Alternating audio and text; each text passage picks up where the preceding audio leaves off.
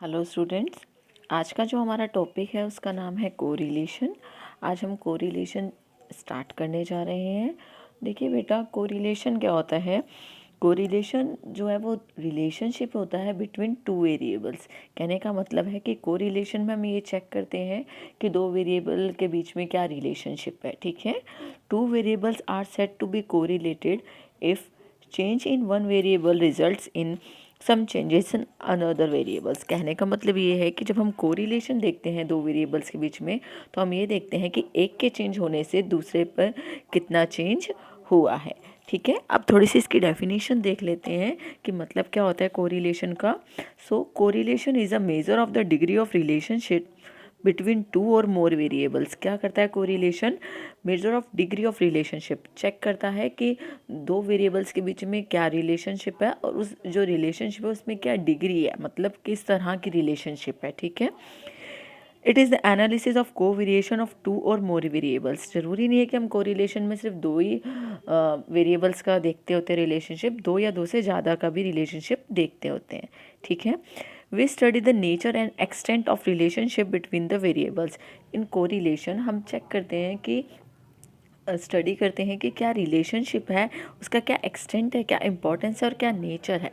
किस चीज़ का? रिलेशनशिप का। जो दो वेरिएबल्स के बीच में रिलेशनशिप होती है उनका क्या डिग्री है, उनका क्या नेचर है और किस तरह से वो रिलेशनशिप इम्पॉर्टेंट है। अगर अब मैं आपको इसका एक एग्जांपल दूं तो देखिए बेटा, हम जानते हैं कि लॉ ऑफ डिमांड के अकॉर्डिंग क्या होता है। लॉ ऑफ डिमांड के अकॉर्डिंग जो अगर जैसे जैसे हम प्राइजेस बढ़ाते रहते हैं वैसे वैसे क्या होता है, डिमांड जो प्रोडक्ट की वो कम होती रहती है ना। क्योंकि ये क्या इन्वर्स रिलेशनशिप होता है किस किस के बीच में, प्राइस एंड डिमांड के बीच में। बट अगर वही हम लॉ ऑफ सप्लाई की बात करते हैं तो लॉ ऑफ सप्लाई में हम ये देखते हैं कि जो प्राइस और सप्लाई है उसमें पॉजिटिव रिलेशनशिप होता है। जैसे जैसे प्राइस बढ़ता रहता है वैसे वैसे सप्लाई ऑफ कमोडिटी भी बढ़ती रहती है। तो जो कोरिलेशन होता है इसमें हम यही चेक करते हैं रिलेशनशिप बिटवीन टू और मोर वेरिएबल्स, जैसे price and demand and price and supply. ठीक है, अब हम एक डेफिनेशन पढ़ लेते हैं इसी ऑथर की जो बताया है। मैं डेफिनेशन पढ़ रही हूँ क्रॉक्सटन एंड काउडेन की, जिन्होंने कहा है when the relationship is of quantitative nature the appropriate statistical tool for discovering and measuring a relationship and expressing it in a brief formula is known as correlation। तो कहने का मतलब है, अकॉर्डिंग टू ऑथर वो कह रहा है कि जब एक रिलेशनशिप होती है क्वांटिटेटिव नेचर में वेरिएबल्स के बीच में, तो उस रिलेशनशिप को अगर हम क्वांटिटेटिव वे में एक्सप्रेस कर सकते हैं तो मेज़रमेंट को जो हम करते हैं, एक्सप्रेस करते हैं एक फार्मूले के थ्रू, तो उस फार्मूले को हम किस नाम से जानते हैं? कोरिलेशन के नाम से जानते हैं। अब हम थोड़ी सी काइंड्स ऑफ कोरिलेशन पढ़ लेते हैं कि कोरिलेशन कितनी तरह का होता है। सो कोरिलेशन में we study on the basis of direction of change, यानी कि डायरेक्शन के अकॉर्डिंग होता है। सेकंड है change in proportion and third है नंबर ऑफ वेरिएबल्स। ठीक है, तो अगर हम basis of direction of change के अकॉर्डिंग देखें कि डायरेक्शन के अकॉर्डिंग हम देख रहे हैं कि दो वेरिएबल्स के बीच में क्या रिलेशनशिप है, तो हम देखते होते हैं पॉजिटिव और नेगेटिव कोरिलेशन।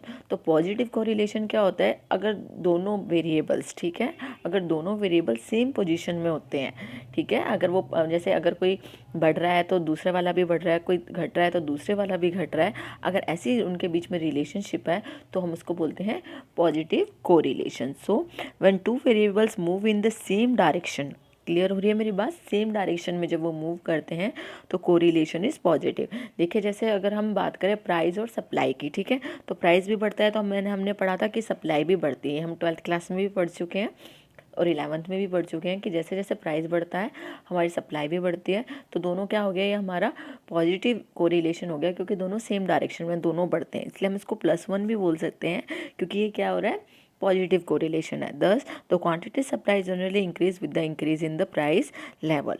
अब हम बात करें नेगेटिव कोरिलेशन की, तो नेगेटिव कोरिलेशन में क्या होगा कि जब ये अपोजिट डायरेक्शन में होंगे, ठीक है, जब टू वेरिएबल्स क्या होंगे, अपोजिट डायरेक्शन में मूव करेंगे, जैसे demand and price.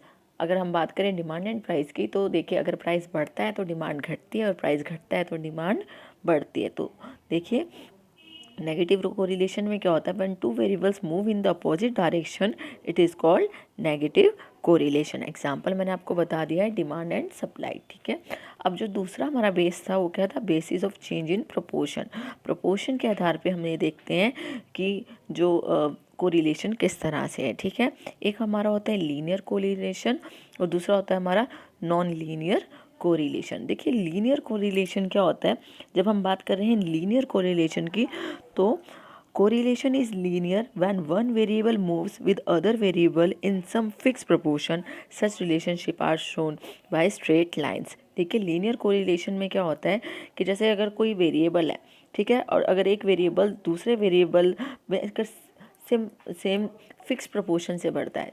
Fix proportion क्या होता है बेटा, जैसे कि आप मान के चल रहे हैं कि आप एक नंबर से बढ़ रहा है कोई एक आपका वेरिएबल, तो दूसरा भी जो है वो सेम प्रोपोर्शन से बढ़ रहा है। जैसे अगर एग्जांपल के तौर पे देखें तो देखिए जो हमारा एक वेरिएबल है ए वेरिएबल, अगर वो बढ़ रहा है 2 4 6 8 10 12 14, तो जो हमारा बी वेरिएबल है वो बढ़ रहा है 5 10 15 20 25 30 35। तो आप यहाँ पे देखेंगे ना तो एक प्रोपोर्शन है, फिक्स प्रोपोर्शन। ऊपर वाला भी फिक्स प्रोपोर्शन से बढ़ रहा है 2 2 से, और नीचे वाला भी 5 5 से बढ़ रहा है। तो ये हमारा क्या कहलाता है, ये हमारा कहलाता है लीनियर कोरिलेशन, ठीक है। और इस लीनियर कोरिलेशन को हम स्ट्रेट लाइन से शो करते हैं।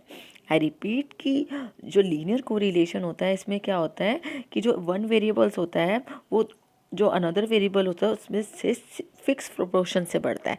जैसे अगर आप इसका एग्जांपल देखेंगे, अगर ऊपर वाला बढ़ रहा है 2 4 6 8 10, तो नीचे वाला जो सेम प्रोपोर्शन से बढ़ रहा है 5 5 से, 5 10 15 20 25 30 35, ठीक है। तो इसका क्या है कि ये फिक्स प्रोपोर्शन है।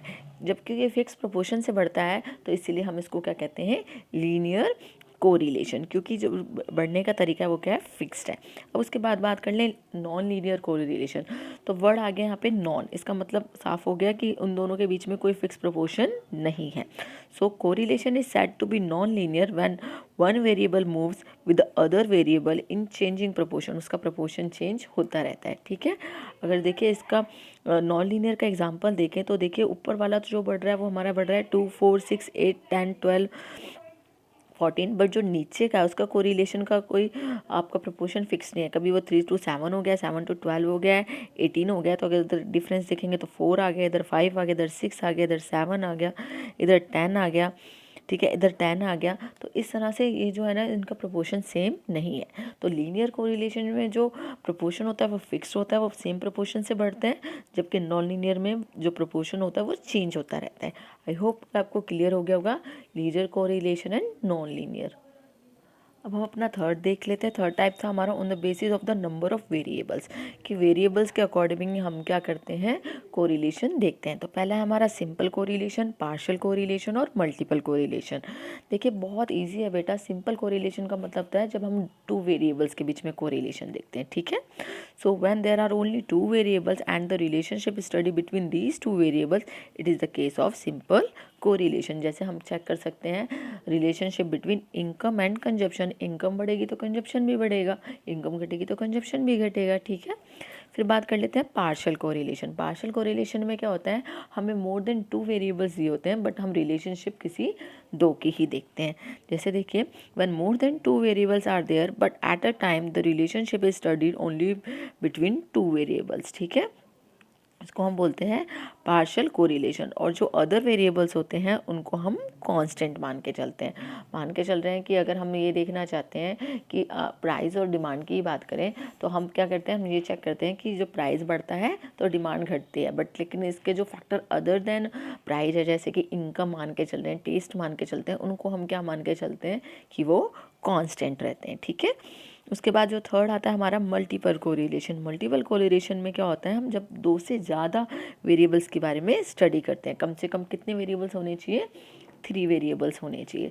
So when at least 3 variables are study and their relationship are simultaneously work out. आप एक साथ जो 3 वेरिएबल्स देखते हैं और उनके रिलेशनशिप भी जो है साइमल्टेनियसली देखते हैं तो हम उसको क्या कहते हैं, मल्टीपल कोरिलेशन कहते हैं, ठीक है। Study of production area under sugar cane in relation to rainfall and irrigation is an important example of multiple correlation. अगर हमें ये देखना है कि भाई शुगर केन जो है उसका प्रोडक्शन बढ़ रहा है तो किस वजह से बढ़ रहा है, रेनफॉल से भी बढ़ रहा है और इरीगेशन फैसिलिटी से भी बढ़ रहा है, तो ये हमारा क्या हो जाएगा, मल्टीपल कोरिलेशन, क्योंकि हम इसमें तीन चीज़ों को देख रहे हैं, रेनफॉल को देख रहे हैं, इरीगेशन फैसिलिटीज़ को देख रहे हैं और इफेक्ट किस पे देख रहे हैं, शुगर केन पे। ठीक है, अब बात कर लेते हैं कोरिलेशन एंड कोजेशन। देखिए बेटा, कोरिलेशन एंड कोजेशन क्या कहता है कि कभी कभी क्या होता है कि वेरिएबल्स में कोरिलेशन तो होता है बट ज़रूरी नहीं है कि कॉज एंड इफेक्ट हो, ज़रूरी नहीं है कि किसी का कॉज हो, कोई कारण हो बने और उसी हिसाब से आपका कोरिलेशन हो, ज़रूरी नहीं है। So the purpose of coefficient of correlation is to measure the extent to which two variables are related. जो हमारा मेन पर्पस होता है कोरिलेशन का वो यही चेक करना होता है कि भाई दो वेरिएबल्स किस तरह से एक दूसरे से जुड़े हुए हैं। ठीक है, higher value of coefficient of correlation means higher degree of relationship. जितना ज़्यादा हमारा कोरिलेशन होता है हम ये मान के चलते हैं उतनी ज़्यादा ही उनकी डिग्री ऑफ रिलेशनशिप है। ठीक है, to a layman, higher value of coefficient of correlation implies that the variables are having cause effect relationship। वो बताता है कि एक लेमन जो हमारे राइटर की तरह लें हम, तो वो बता रहा है कि अगर उनके अकॉर्डिंग चलें तो वो बोलता है कि जितना ज़्यादा कोरिलेशन होता है उतना ही ज़्यादा उनमें कॉज इफेक्ट रिलेशनशिप होती है, बट ऐसा हमेशा ज़रूरी नहीं होता। ठीक है, but the existence of a perfect correlation between two variable does not necessarily prove any causal connection between them. जरूरी नहीं है कि हमेशा अगर कोरिलेशनशिप ही है, कोरिलेशन है तो उनके बीच में जो है कॉज एंड इफेक्ट रिलेशनशिप हो ही हो। ठीक है, however there must be a reason for perfect correlation between two variables, it does not prove that they are all in all cases. ज़रूरी नहीं है कि हमेशा ऐसा हो।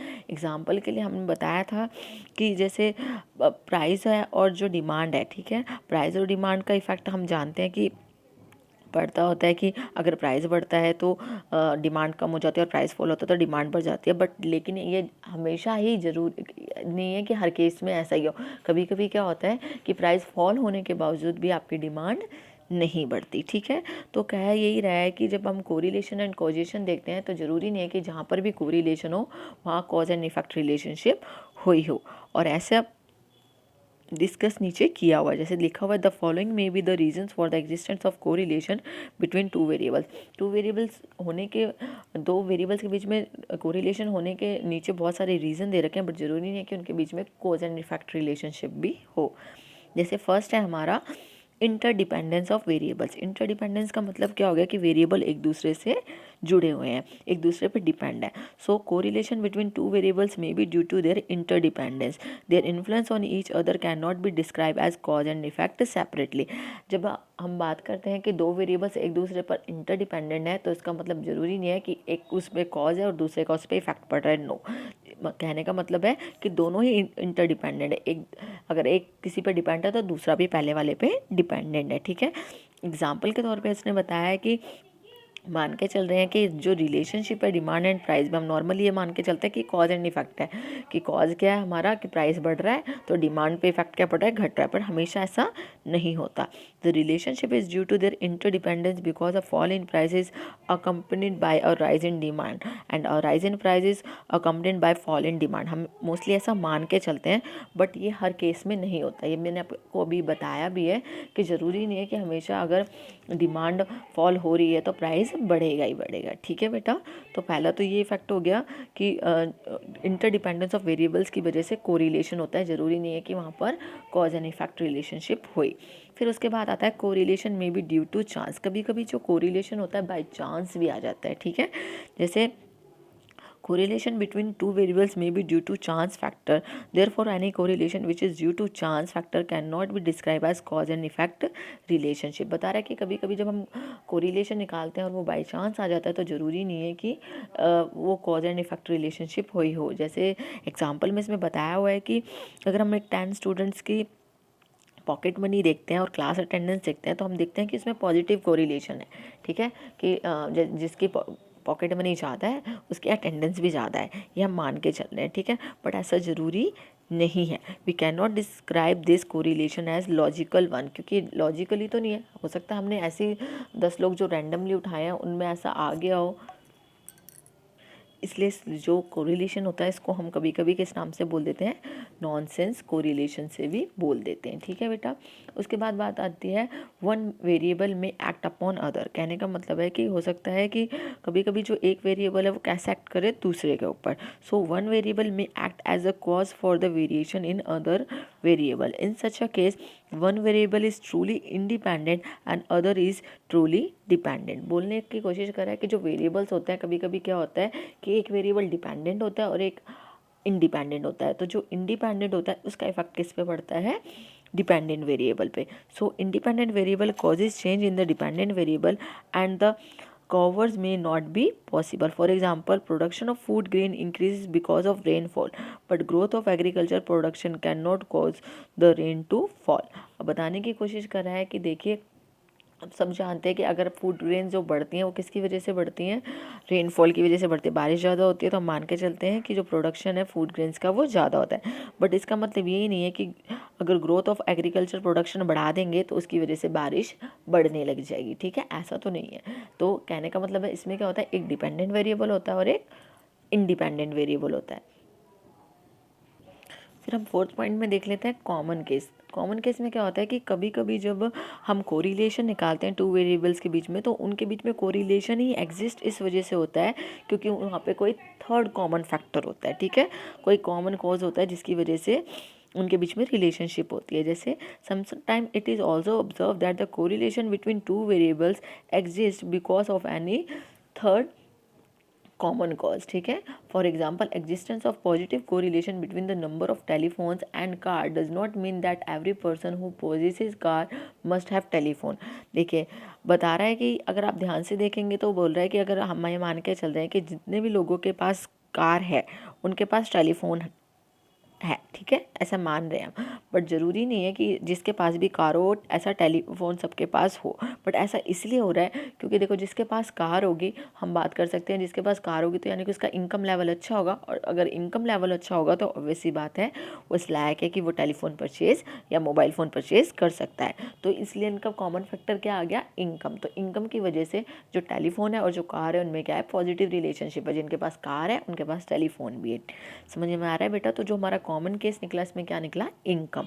सो वो ये आगे बता रहा है but both these are positively related with income level which is the third common cause. क्योंकि इनकम की वजह से ही दोनों के, अगर जिसके पास कार है उसके पास टेलीफोन भी है। फिर बात कर लेते हैं फिफ्थ पॉइंट की, वो है mathematical computation of correlation.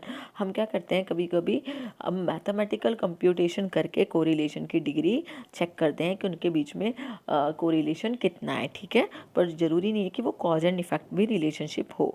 So a high degree of correlation can be obtain by mathematical computation of correlation of two और more variables when we do not find any cause and effect relationship in this variable. Cause and effect relationship नहीं मिलती but mathematically compute करके हम निकाल लेते हैं उनके बीच में कोरिलेशन।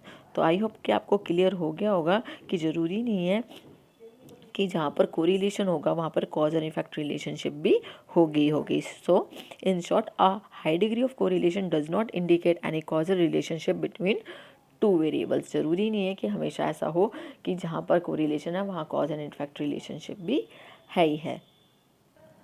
अब बात कर लेते हैं मेथड्स ऑफ स्टडिंग कोरिलेशन की। कोरिलेशन को स्टडी करने के कितने मेथड हैं। फर्स्ट है हमारा स्कैटर डायग्राम मेथड जो कि बहुत इजी मेथड है हमारा।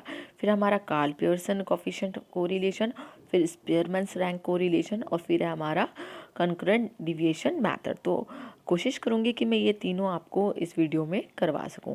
पहला हमारा scatter diagram method. I think आपने इसके बारे में पढ़ भी रखा है कि स्कैटर डायग्राम मेथड क्या होता है। इसके में हम क्या करते हैं, डायग्राम के थ्रू कोरिलेशन बताने की कोशिश करते हैं। ठीक है, so the term scattered refers to the dispersion of the dots on the graph. Scattered का मतलब क्या होता है कि जो डॉट्स होते हैं ग्राफ पे उसको हम क्या बोलते हैं, स्कैटर्ड बोलते हैं। ठीक है, so scatter diagrams give a graphical expression of the direction and degree of correlation. तो स्कैटर डायग्राम के थ्रू हमें क्या पता चलता है, डायरेक्शन पता चलती है और डिग्री ऑफ कोरिलेशन हमें पता चलती है। ठीक है, तो हम स्कैटर डायग्राम जो है वो ग्राफ पे शो करते हैं। ठीक है, किस पे शो करते होते हैं, हम ग्राफ पेपर पे बनाते होते हैं। तो अगर मैं आपकी बात करूं तो स्कैटर डायग्राम की, तो जब हम इसको ग्राफ पे शो करते हैं होते हैं तो स्कैटर डायग्राम से जो different value of dependent variable are plotted on x axis, a dot is marked for each pair of value. This dot would indicate direction and closeness of the variables. देखिए बेटा, हम क्या करते हैं कि जब हम स्कैटर डायग्राम बनाते हैं तो कुछ इस तरह से फिगर्स बनाते हैं, ठीक है। जैसे ग्राफ पेपर पे हमने फिगर बनाई है, अगर जैसे फिगर जो होती है अगर हम बात करते हैं तो हम निकालते हैं स्कैटर डायग्राम में। एक होता है हमारा परफेक्ट पॉजिटिव कोरिलेशन, एक होता है परफेक्ट नेगेटिव कोरिलेशन, होता है पॉजिटिव कोरिलेशन, और उसके बाद हमारा नेगेटिव कोरिलेशन भी होता है, नो कोरिलेशन भी होता है, ठीक है। अगर हम बात करते हैं परफेक्ट पॉजिटिव कोरिलेशन का, तो परफेक्ट पॉजिटिव कोरिलेशन में क्या होता है, एक स्ट्रेट लाइन होती है हमारी जो मूव करती है फ्रॉम लेफ्ट टू राइट। अगर आप यहाँ ध्यान से देखेंगे तो जो कि ये मान के चले हमारा ग्राफ पेपर है और ये हमारे क्या है, डॉट्स हैं। अब ये डॉट्स से के थ्रू क्या बन रही है, एक हमारी जो हमारी एक लाइन बन रही है, स्ट्रेट लाइन, और कहाँ से जा रही है, फ्रॉम लेफ्ट टू राइट। तो इसको हम क्या कहते हैं, परफेक्ट कोरिलेशन। तो स्कैटर डायग्राम के थ्रू हम क्या कोशिश करते हैं, स्कैटर डायग्राम के थ्रू हम कोशिश करते हैं कि कोरिलेशन को बता सके थ्रू डॉट्स से, ठीक है। अगर मान के चल रहे कि वो स्ट्रेट लाइन बनती है, बिल्कुल सीधी स्ट्रेट लाइन बनती है, तो वो हमारा क्या हो जाता है, परफेक्ट पॉजिटिव कोरिलेशन जो लेफ्ट टू राइट जा रहा है। अब अगर हम इसके अपोजिट बात करें तो परफेक्ट नेगेटिव में क्या होता है, उसमें जो डॉट्स होते हैं जो हम प्लॉट करते हैं, तो वो जो डॉट्स होते हैं वो हमारे राइट टू लेफ्ट जाते हैं। अगर आप ध्यान से देखेंगे तो देखिए ये हमारा परफेक्ट नेगेटिव कोरिलेशन का ग्राफ है, और जो हमारे डॉट्स है वो क्या है, राइट हैंड है हमारा, वो सॉरी लेफ्ट हैंड है मेरा। अब वो देखिए कैसे जा रहा होता है, ये हमारा जाता है perfect negative correlation occurs when the dots plotted on a graph move together in a straight line from right to left। अब देखिए राइट टू लेफ्ट जा रहा है, तो देखिए परफेक्ट नेगेटिव में क्या हो रहा है, ये राइट हैंड है और राइट हैंड से इस तरह से, तो ये हमारा कहाँ जा रहा है, नेगेटिव कोरिलेशन को शो कर रहा है, ठीक है बेटा। तो perfect negative correlation occurs when the dots plotted on a graph moves together in a straight line from right to left. अब बात कर लेते हैं पॉजिटिव कोरिलेशन। देखिए पॉजिटिव कोरिलेशन होता तो इस परफेक्ट पॉजिटिव कोरिलेशन की तरह है, बट इसमें क्या होता है, जो डॉट्स होते हैं वो बिल्कुल स्ट्रेट लाइन नहीं बनाते होते, ठीक है। वो जो होते हैं वो आसपास होते हैं स्ट्रेट लाइन के, जैसे यहाँ पे तो बिल्कुल स्ट्रेट लाइन बनी है, बट लेकिन अगर हम सिर्फ पॉजिटिव कोरिलेशन की बात करेंगे तो ये आसपास डॉट बनाएगी, ठीक है, पूरी स्ट्रेट लाइन नहीं बनाएगी। Clear. So positive correlation occurs when the dots plotted on a graph move together from left to right but do not make a straight line। वो स्ट्रेट लाइन नहीं बनाते, अगर वो स्ट्रेट लाइन बनाएंगे dots तो वो क्या हो जाएंगे, हमारा परफेक्ट कोरिलेशन। इसी तरह से अगर नेगेटिव कोरिलेशन की बात करेंगे तो उसमें भी यही होगा कि लाइन तो हमारी राइट टू लेफ्ट ही जाएगी, बट वो स्ट्रेट लाइन ना बना के क्या करेंगे, मूव टू आसपास ही इसके डॉट्स लगेंगे, ठीक है। So negative correlation occurs when dots plotted on a graph move together from right to left but do not make a straight line. कोई स्ट्रेट लाइन नहीं बनाते हैं वो, ठीक है। तो ये हमारा होता है नेगेटिव कोरिलेशन। अब बात करें नो कोरिलेशन की, तो नो कोरिलेशन में क्या होता है कि कोई भी लाइन आपकी बनती ही नहीं है, ठीक है। सो it is a situation in which different points plotted on a graph do not follow any particular direction. कोई डायरेक्शन आपकी होती ही नहीं है, ना राइट ना लेफ्ट ना स्ट्रेट लाइन, तो पता ही नहीं चलता है, ठीक है। तो हम मान के चलते हैं कि ये हमारा क्या हो जाता है, ये हमारा नो कोरिलेशन हो जाता है, ठीक है बेटा। अब थोड़े से इसके फ़ायदे देख लेते हैं कि इसके क्या मेरिट्स है स्कैटर डायग्राम के। तो फर्स्ट मेरिट देखिए, लिखा है scatter diagram is very simple method of studying correlation between two variables. तो देखिए जब हम स्कैटर डायग्राम, क्योंकि इसको बनाना भी इतना आसान होता है और समझना भी बहुत आसान होता है, इसलिए बहुत ही सिंपल है। Just a glance at the diagram is enough to know the nature and degree of correlation between variables. अगर हम सिर्फ इसको देख के ही अंदाज़ा लगा सकते हैं कि इनके बीच में कैसा रिलेशनशिप है, पॉजिटिव है, नेगेटिव है, और कितना डिग्री रिलेशनशिप है, परफेक्ट है या फिर परफेक्ट पॉजिटिव है, परफेक्ट नेगेटिव है, ठीक है। तो ये बहुत ही इजीली देख के हमें पता लग जाता है, ठीक है बेटा। अब बात कर लेते हैं डीमेरिट्स की कि क्या इसके डीमेरिट्स हैं। So a scatter diagram does not measurement नहीं कर सकता वो, ठीक है, कि कितना उसकी मेजरमेंट नहीं निकाल सकता है, एक्सटेंट ऑफ कोरिलेशन की भाई क्या रिलेशनशिप है, उसकी मेजरमेंट कितनी है, वैल्यू नहीं बता सकता। So a scatter diagram does not measure the precise extent of correlation, it gives only an approximate idea of the relationship. Idea बताता है कि भाई उनके बीच में क्या रिलेशनशिप है, पॉजिटिव है, नेगेटिव है, या सिर्फ जो रिलेशनशिप है वो किस तरह की है, सिर्फ इतना बता सकता है, बट लेकिन एग्जैक्ट मेजरमेंट नहीं बता पाता। It is not an quantitative major of the relationship between the two variables, it is only a qualitative measurement. क्योंकि आप बताया कि वो मेज़र नहीं कर सकता, इसलिए सिर्फ ये क्वालिटेटिव है, क्वांटिटेटिव मेजरमेंट नहीं है रिलेशनशिप बिटवीन टू वेरिएबल्स का। अब बात कर लेते हैं Karl Pearson's coefficient of correlation की। देखिए बेटा, अभी तक हमने कोरिलेशन के बारे में पढ़ा है, अब हम पढ़ेंगे कोफिशिएंट ऑफ कोरिलेशन के बारे में, ठीक है। अभी जब हमने स्कैटर डायग्राम में पढ़ा था, तो अभी हमने स्कैटर डायग्राम में पढ़ा है कि वो क्वालिटेटिव मेजरमेंट करता है, क्वांटिटेटिव नहीं करता, ठीक है। तो मैथड्स ऑफ हमने मेजरमेंट देखे हैं कोरिलेशन के, पहला हम कर चुके हैं स्कैटर डायग्राम। जो सेकंड हमारा आया है, कौन सा आया है, Karl Pearson's coefficient of correlation. ये जो हमारा वो ये हमारा क्वांटिटेटिव मेथड, क्योंकि वो क्वालिटेटिव था, उसके ये क्या था, एक लिमिट थी उसकी स्कैटर डायग्राम की, तो उसको दूर करने के लिए हमने किसकी बात करी, Karl Pearson's coefficient of correlation, जो कि एक हमारा क्वांटिटेटिव मेथड है किसको कैलकुलेट करने का, कोरिलेशन को। So it is developed by Karl Pearson, इसलिए इसको हम पियर्सन्स कोफिशिएंट ऑफ कोरिलेशन भी कहते हैं, ठीक है। It is also known as product movement coefficient since it is based on arithmetic mean and standard deviation। क्योंकि ये standard deviation और arithmetic mean पे based है, इसलिए हम इसको product movement coefficient भी कहते हैं। अब इसके थोड़े से फीचर्स पढ़ लेते हैं कि इसके क्या क्या फीचर्स हैं। तो देखिए बेटा, पहला फीचर जो है इसका ये है knowledge of direction of correlation. ये हमें बताता है क्या, नॉलेज देता है किस चीज़ की, डायरेक्शन के बारे में, रिलेशनशिप की पॉजिटिव है कि या नेगेटिव है। फिर ये हमें बताता है size of correlation. Size of correlation means जो कार्ल पियर्सन का जो मेथड है, ये साइज बताता है रिलेशनशिप किसके बीच में, बिटवीन वेरिएबल्स के बीच में, ठीक है। जो हम Karl Pearson coefficient of correlation निकालते हैं, उसकी रेंज हमारी +1 और -1 के बीच में ही रहती है। अगर हम +1 की बात करते हैं तो ये हमारा परफेक्ट पॉजिटिव कोरिलेशन होता है, और हम -1 की बात करते हैं तो परफेक्ट नेगेटिव कोरिलेशन होता है, ठीक है। और जब हम बात करते हैं कि इसमें 0 आ जाता है, तो अगर कोफिशिएंट हमारा कोरिलेशन 0 आ जाता है, इट मीन्स वहाँ पे कोई भी कोरिलेशन नहीं है। इसी तरह से ये किसकी बात करता है, जो Karl Pearson coefficient of correlation है, वो साइज ऑफ कोरिलेशन बताता है कि ये परफेक्ट पॉजिटिव है या परफेक्ट नेगेटिव है, तो +1 -1, और 0 है तो नो कोरिलेशन है। फिर अब बता रहा है ये आइडियल मेजर है, ठीक है, मेजरमेंट करने का ये आइडियल है। क्यों, क्योंकि this is considered to be an ideal measure of correlation as it is based on standard deviation. क्योंकि ये किस पे बेस्ड है, स्टैंडर्ड डिविएशन पे बेस्ड है, तो हम ये मान के चलते हैं कि ये क्या है, आइडियल मेजरमेंट है। So the scale of measure that is +1 and -1 is also helpful in scientific interpretation of correlation। तो correlation को निकालने के scientific way में भी हमारी मदद करता है। देन इसका जो फोर्थ फीचर है वो ये है कि कोवेरियंस। ये कोवेरियंस है, Karl Pearson's method is based on the covariance. Covariance क्या होता है, कोवेरियंस जो होता है वो अर्थमेटिक मीन होता है किसका, क्रॉस प्रोडक्ट का, ठीक है। So covariance is the arithmetic mean of the cross product that is x - x bar into y - y bar. तो दस द फॉर्मूला ऑफ कोवेरिएशन, यहाँ पे आगे नीचे आपको ये फॉर्मूला दिया हुआ है, ठीक है।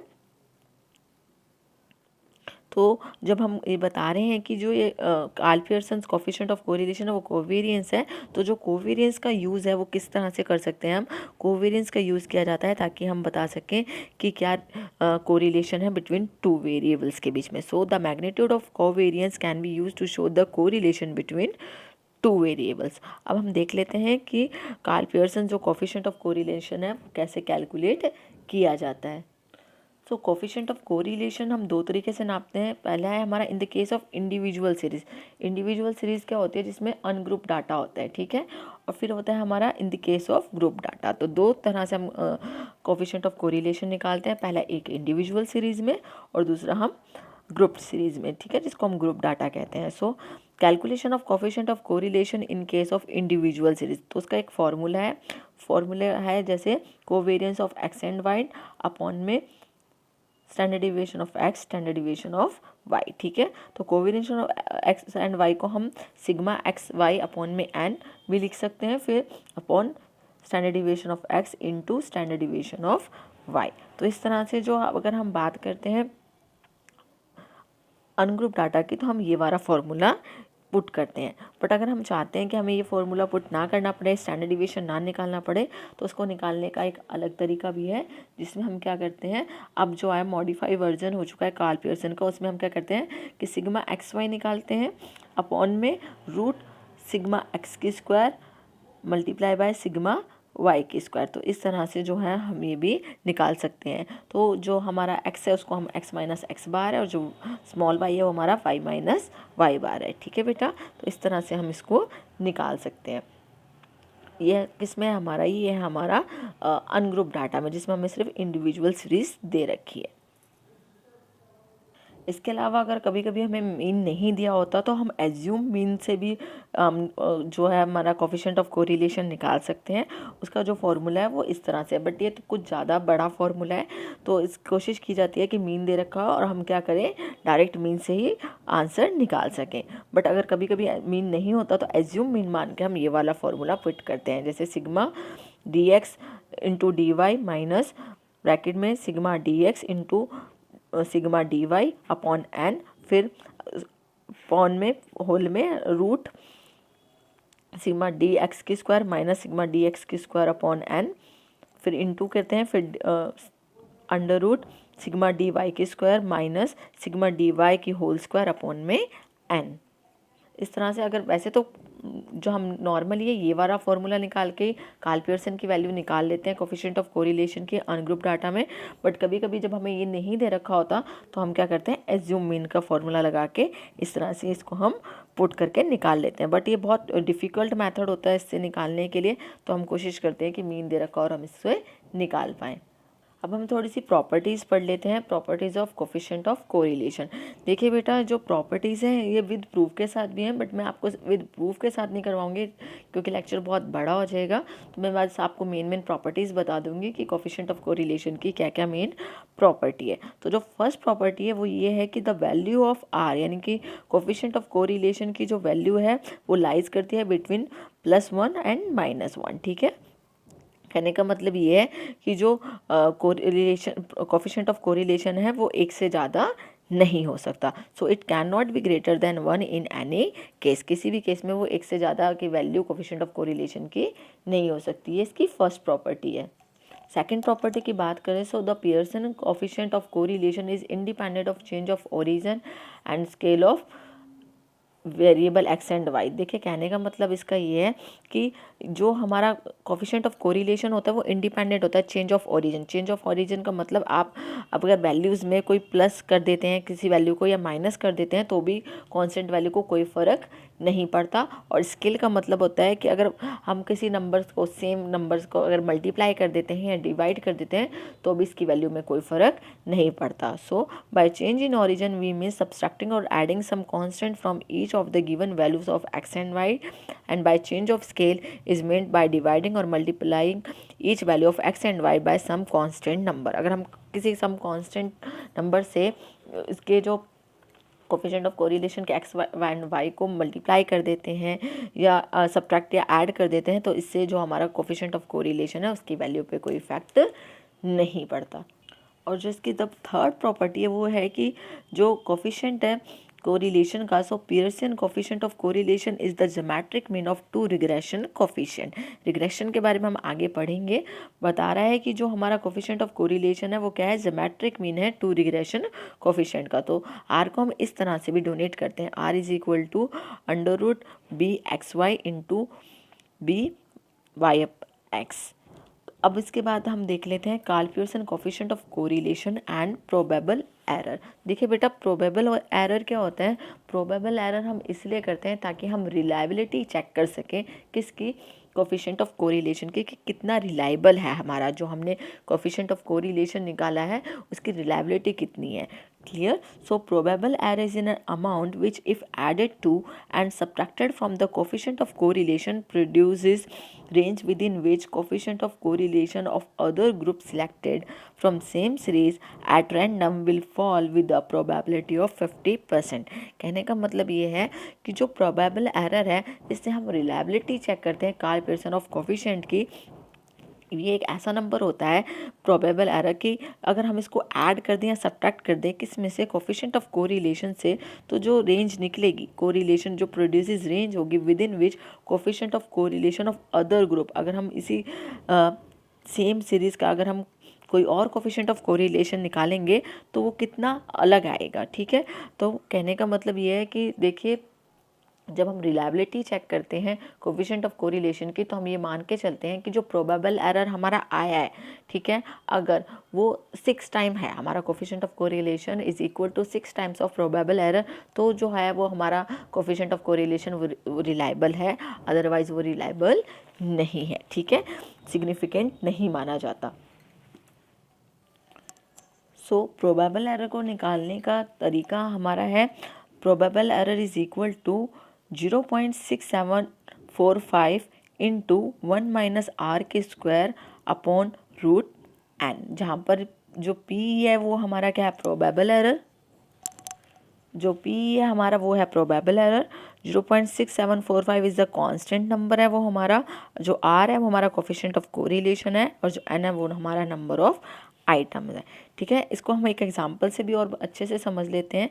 जैसे कि अगर हमें प्रोबेबल एरर निकालना है जहाँ पे हमारा कोफिशिएंट ऑफ कोरिलेशन 0.8 है, नंबर ऑफ आइटम 64 है, तो हम किस तरह से निकाल सकते हैं। So P is equal to 0.6745, 1 minus r की स्क्वायर की जगह हमारा 0.8 आ जाएगा, अपॉन में रूट 64, क्योंकि आइटम हमारी जो एन है वो क्या है 64 है, और इस तरह से जब हम वैल्यू पुट करेंगे तो हमारी वैल्यू कितनी आ जाएगी 0.0303। ठीक है बेटा, अब ये जो हमारी वैल्यू आ चुकी है, अगर हम इसको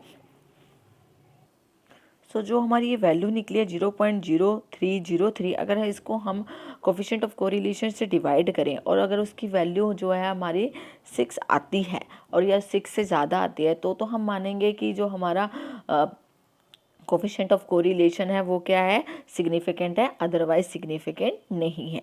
तो यही नीचे इसकी इंपॉर्टेंस दी हुई है।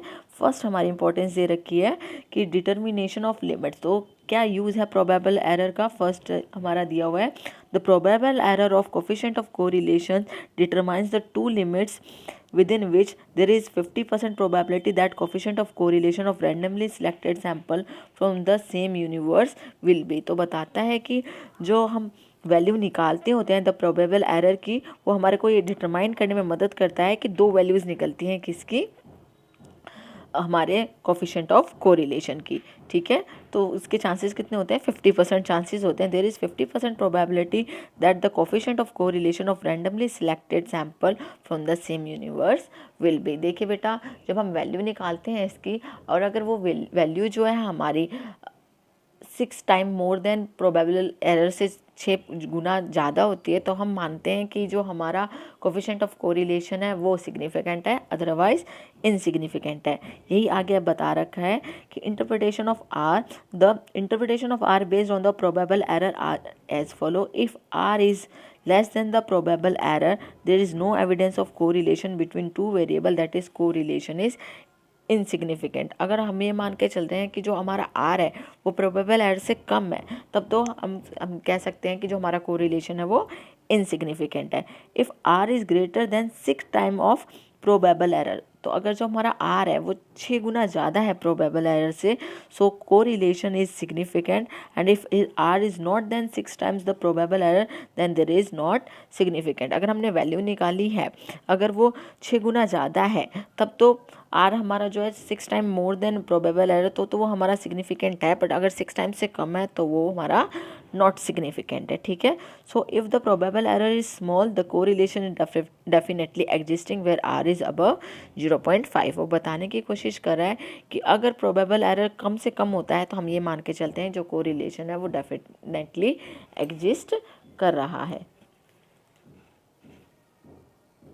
तो नीचे वाली लाइन में यही लिखा हुआ है कि if the probable error is small correlation is definitely existing when r is above 0.5। इसके बाद हम बात करें तो हमारा जो लास्ट आ जाता है, थर्ड जो मेथड हम मोस्टली यूज़ करते हैं वो यूज़ करते हैं स्पेयर्समैन रैंक कोरिलेशन। देखिए बेटा, जो स्पियरमैन रैंक कोरिलेशन है वो भी हमारा क्वालिटेटिव बेस्ड ही है, क्वालिटेटिव ऑब्जर्वेशन बेस्ड ही है। ऐसा क्यों है? क्योंकि देखिए बेटा, कभी कभी क्या होता है कि हम क्वांटिटेटिव डाटा में मेजरमेंट नहीं कर पाते, जैसे ब्यूटी होगी, ऑनेस्टी होगी, इन सब चीज़ों को हम क्या क्वांटिटी में ऑब्जर्व कर सकते हैं? नहीं कर सकते। इसलिए हम वहाँ पर किस चीज़ का यूज़ करते हैं? वहाँ पर हम रैंक का यूज़ करते हैं। जैसे अगर कोई ब्यूटी कॉम्पिटिशन है तो वहाँ पे हम ये नहीं कह सकते कि ब्यूटी जो है वो 100 ग्राम है, 200 है, ऐसे तो नहीं बोल सकते। हम उनको रैंक दे सकते हैं कि फर्स्ट रैंक ब्यूटी में, फर्स्ट रैंक किसकी आई है, सेकंड रैंक किसकी आई है।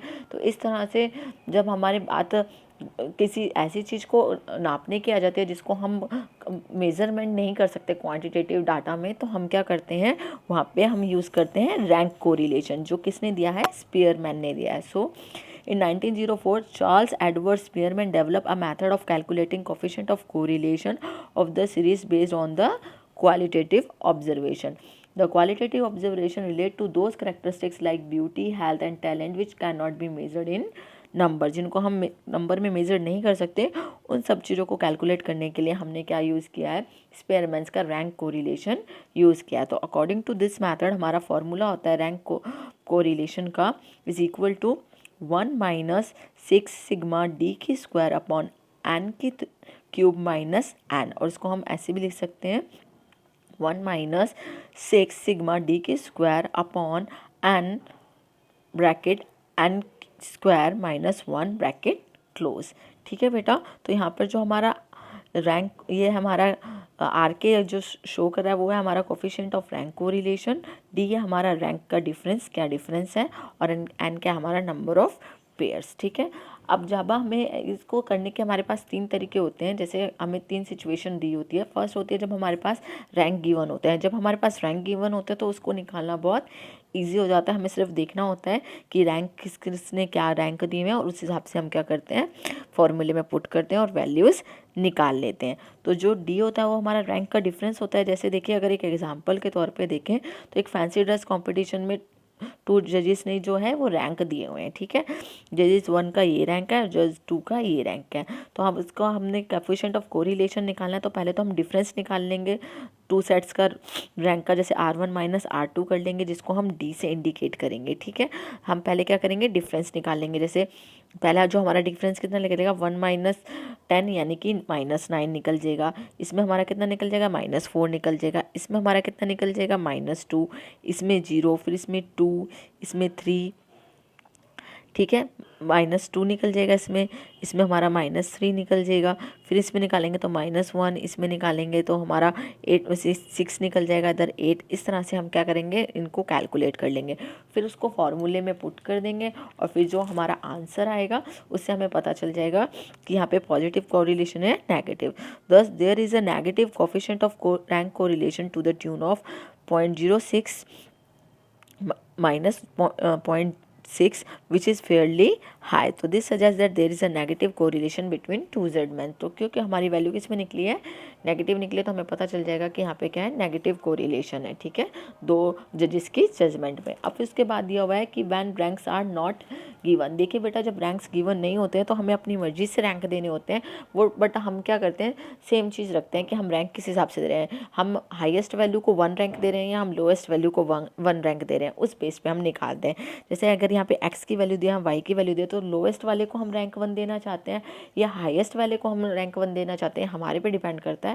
बट उसके बाद निकालने के बाद हम सेम वही फॉर्मूला पुट कर देते हैं और फिर वैल्यूज़ निकाल लेते हैं।